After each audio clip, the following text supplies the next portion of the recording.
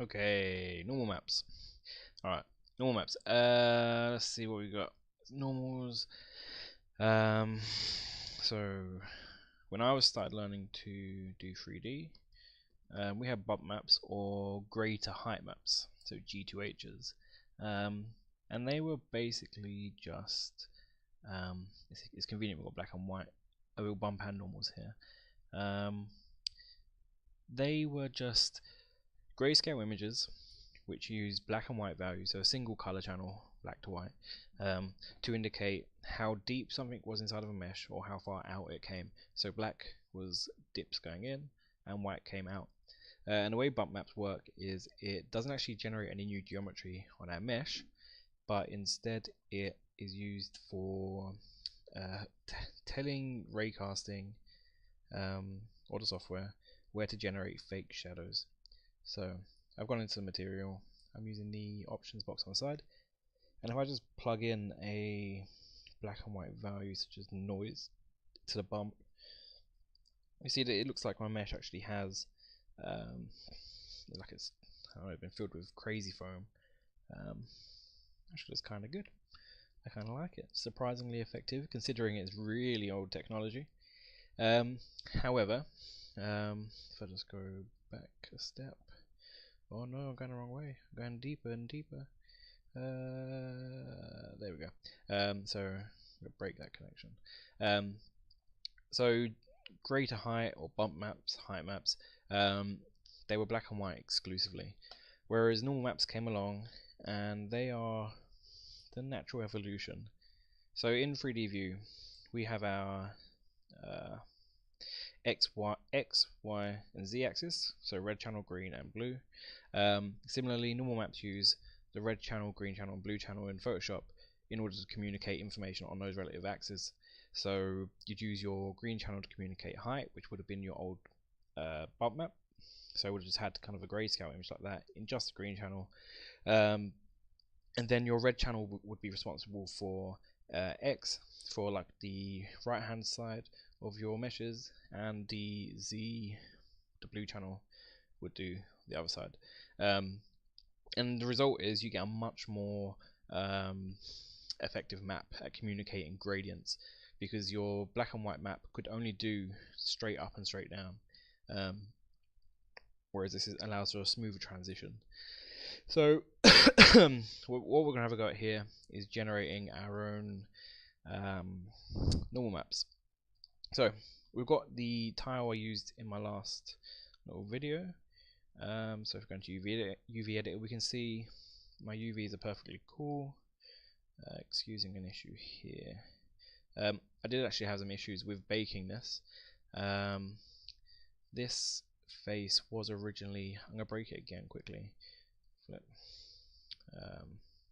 Yeah, there we go. So I'll be able to fix that again afterwards. Using some pre-prepared materials. So we've got the basic wall, which has no information on it. We want to use a normal map to try and fake bricks and mortar across this mesh. So I've created a really cheap and crappy high resolution model. You can't see me doing bunny ears, but I'm bunny earsing the hell out of this. It's rubbish. It's just a load of cubes on top of a polygon plane. So there's a so the software knows that there's a search distance, kind of like a depth maximum that I want it to go to. Otherwise, it could kind of go between the bricks into infinity, and I may not get the results I want. So I'm using this polygon plane behind it to kind of tell it how far to stop searching. I did all my bricks, lined them up, put them on top of this plane, and then I moved it so that the two models are intersecting each other. I think I had it there-ish. So that the front of the model, or the front of the model we're going to put in game, is just in front of the higher resolution model.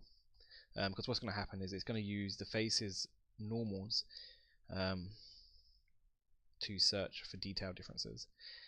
Where are we? So we need the two models to intersect. When they're overlapping each other, we need to select both, go to modify and freeze transformations, so their translations and rotations are exactly 0. And lastly, edit. and delete all by type history, just so that we know that there's no deformers on these models, and nothing that could kick up unexpected errors.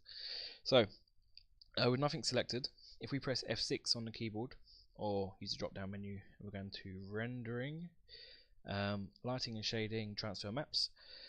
So by habit I always just clear all on these, just in case I've left things last time. We're going to select the mesh we want to keep. This is going to be our target, where we want to send all of our details to. Ooh, damn. Let me just undo something on this mesh. Where is reduce? Reduce. There it is. Go on, do it again. Can we reduce further? More. Yeah, kinda. Yeah, there we go. So I just had to quickly sidetrack there. There you go. So this is going to generate an error that I want you to be aware of. So I could delete the history on that again. Delete by type history. Right. So when we open up the transfer maps window, we're going to clear all. We're going to select the mesh that we want to keep, that we want to inherit all of the detail. We're going to add that into the target. We'll keep the search distance at 0. For the source mesh, we're going to select the high resolution. Bunny is high resolution mesh. Add selected. And then under these, we can bake out normal maps, which is what we're going to do today. We could send out color information. We could do ambient occlusion. We could do loads of different things with this. So we're going to click normal. We're going to tell it where to save and what file format to use. So JPEG. I'm going to save it to my desktop. JTest, as you can see, I've been playing. We're going to use tangent space, and we want it to generate a new shader. And then under Maya common outputs, we just need to tell it what size to save our texture maps at. I tend to start pretty small. I think 1024, but 1024 is small enough. Really low sampling quality, because we wanted to get this really quick, so that if there's any errors, we can tweak our settings like we're gonna, and we won't increase the smoothing or like the kind of polish of these maps until we're happy and we're certain it's coming out okay. Baking closest to envelope and geometry normals. If I press bake, okay, so I'm gonna bring this up, just duplicate that quickly. So here, looking at this, we've got a few different issues. When it's baked the normals on the front of this, as I rotate the camera around, it's moving the shadows, so I can see it's kind of caught the bricks, very kinda, but it's also caught the bricks inside the windows and on the back of the mesh. There's horrible, massive black shadows. So we need to dial in a few issues. So I'm gonna keep that here as Jay's big mistake 01. So we'll go back to this mesh. We're going to assign a new material to it, so it's a clean slate. And we're going to fix the first of the issues and minimize that. UV editor. When I put this in face mode and I hover over it, using the 2D view as a reference, we can see that the selection should be on the right hand side in this view, but for some reason it's on the left. So I thought I'd flipped it all when I UV'd, but I made a mistake. We all make mistakes, it doesn't matter how much you know. Ultimately we're working with abstract concepts here, and it's not always easy to tell when you've missed something. So we're just going to modify once we've selected those faces and flip using selection center and horizontal. There we go. So now if I do it again, we can see that they line up perfectly. And if I come around the back, does this one work? Yeah, that's correct. So if I was to rebake this now, so I'm just going to go back in and press F6 again, transfer maps, clear all. Even though I've literally just done this, I'm clearing all again, so I can kind of eliminate human error. So far we've flipped the faces, because if these faces are backwards, you're going to get unexpected results. We're going to assign our source mesh, beautiful. Or actually, I'm going to remove that source mesh. We need to fix this quickly. So, because I've already zeroed out all these transformations, I can move this out, and when I'm done, I'll be able to click on Translate Z, type in 0, and it'll go back to exactly where we started. I'm going to smooth this mesh a couple of times. Yeah. So modeling, mesh, smooth. Ah, no. Okay. Okay. First we'll bevel. Did that work? Yeah, ish. Okay. Mesh. So because I used reduce, it's giving me really horrible geometry, so it's not reacting as I hoped it would. Add divisions. And then I'm going to smooth it again. So what I'm doing here is, originally when I baked the first set of normals, we've not got much information here with regards to kind of where the mesh goes in and out, because the change in direction was too sudden.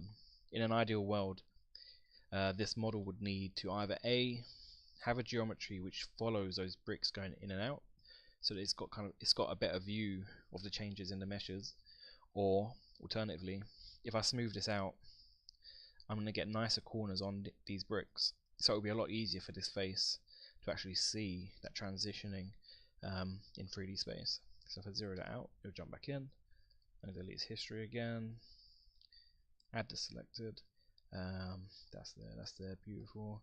Also the last thing, if I select the model with sending everything to, and display envelope, this red view is how far the model is going to search for differences between meshes.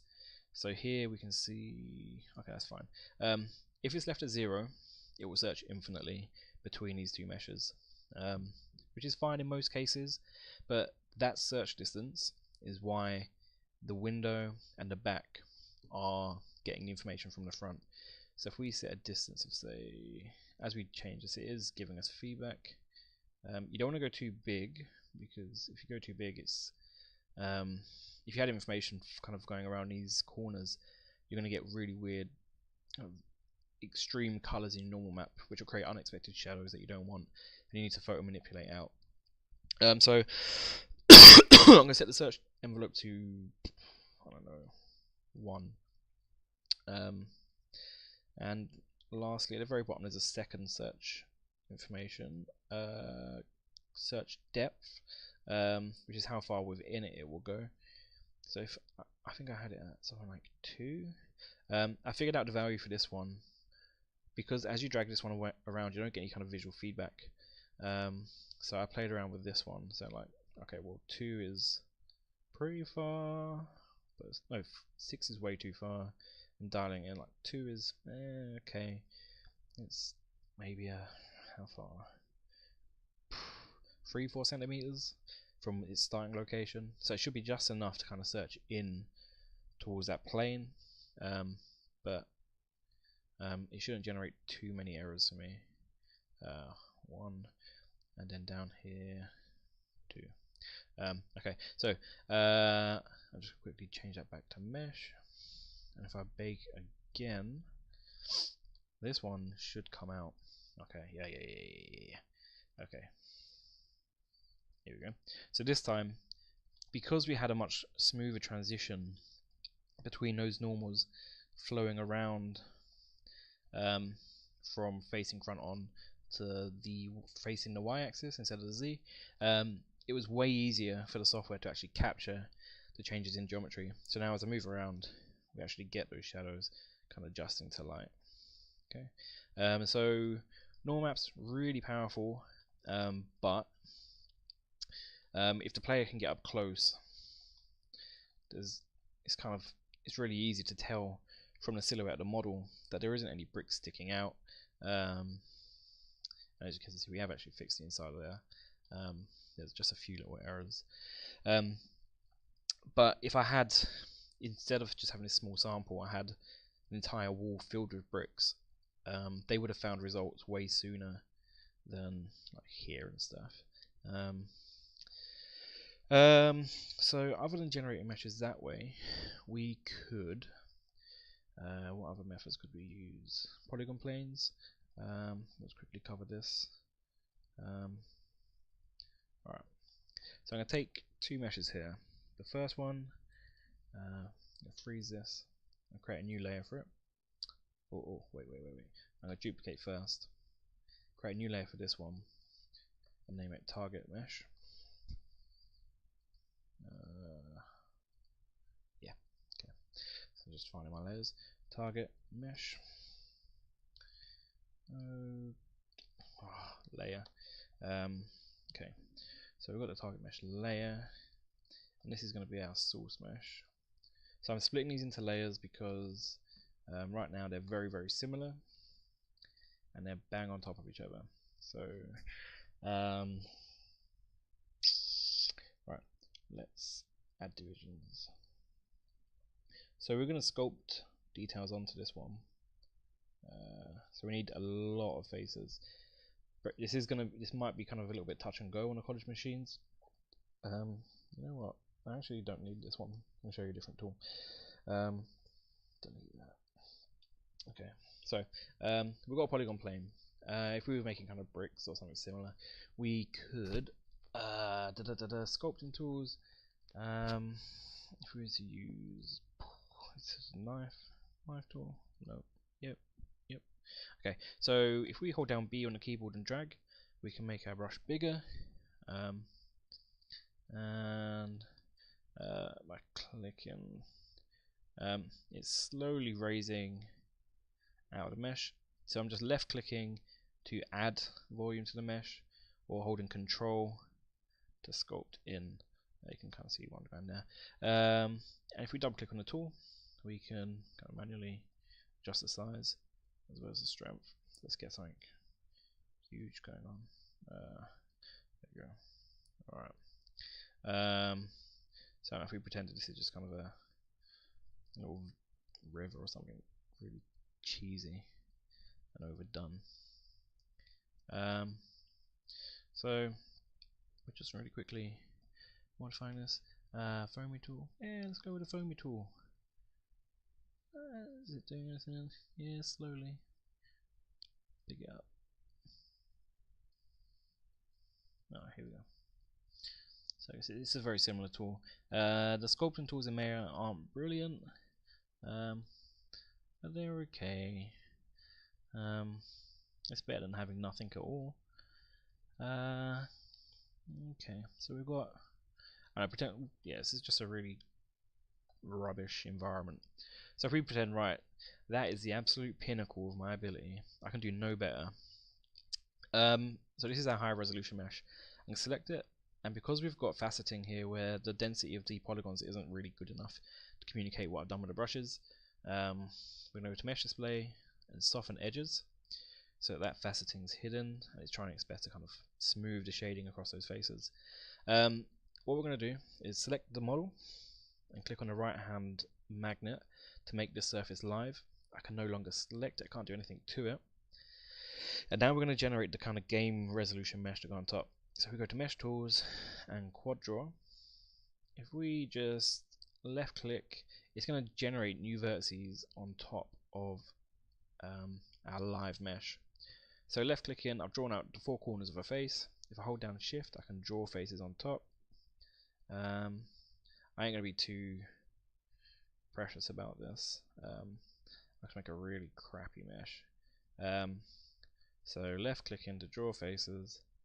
Then I'm going to have to probably go around about here. So remember from the first model we did, if you've got too big a change between your models, you're probably going to get errors. So I'm dropping an extra edge loop around the edge of this bunny ears river to try and kind of help capture the details, because who'd want to miss out on this fantastic piece of work? So I'm putting all the edges in there. Bang, bang, bang, bang. Oh, nope, shit. Control and shift and hover over a mesh will allow you to kind of delete a face. Bam, bam. and then when your face is for the bottom, bang. I'll turn off the grid so I can actually see. We can click on the vertices and drag them around. Bush, bush, bush, bush, bush. And we'll, you know what, I don't care about this side too much. I'm gonna just go for a really cheeky straight up. I'm gonna let the normal do all the work. It's gonna look rubbish, but I don't care. Here we go. There we go. So I'm just letting the tools do the work for me. Oh no! Bang. Then when I'm done, if I just click on edges, I can make sure I'm snapping it to the boundaries of the mesh. Done, done, done. Alright. Beautiful.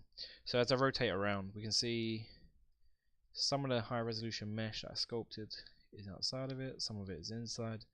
I think we're going to get really dicey results here. So I'm going to quickly generate UVs for this delicious mesh using the tool we just used, 3D cut and sew.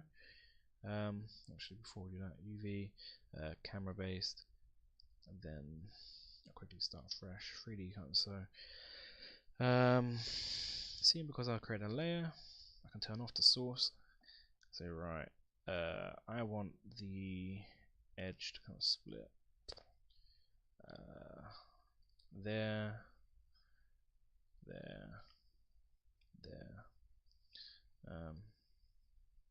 yeah. So I got three chunks. 1, 2, 3, 4. 4 chunks.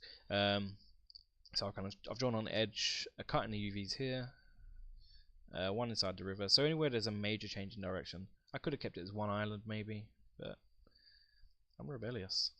Crazy rebellious. 3D. So we're just pressing D in a viewport. Component UV shell, selecting it. D, select D, select D, select D, select D. And then object mode, modify layout. Oof, it's horrible. So in this case, I'm not really kind of demonstrating good practice. I should have. I've done this on the fly. I didn't really plan ahead. So what I'm going to do is I'm going to grab. I completely forgot I'd need to generate UVs, to be honest. I'll rotate this around to the side. Let's create some space, and that'll give me enough space to budge this up and right. This one up and right, and then this one up and right a little bit too. It's just so everything's got a little bit of a bleed for pixels.